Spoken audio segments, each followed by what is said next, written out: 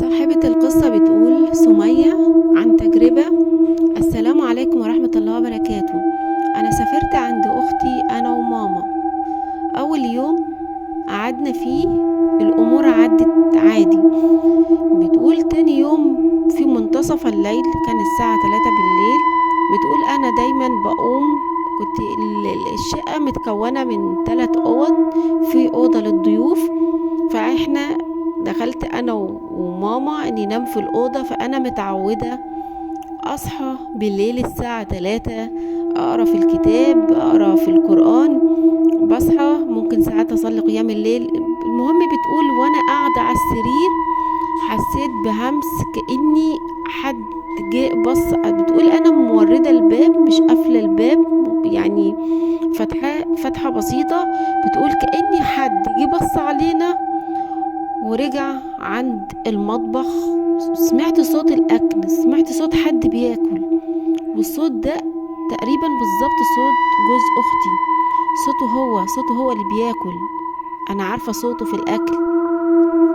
عدى اليوم، قلت خلاص يعني هو براحته. عدى اليوم، جه تاني يوم الصبح صبح.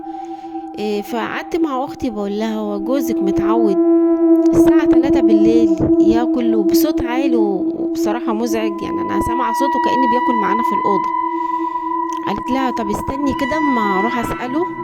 فسألت جوزها بتقول له انت قمت الساعة 3 بالليل تاكل، طب ما قلتليش ليه؟ قال لها والله ما قمت من النوم، انا ما قمتش اساسا من النوم علشان اكل.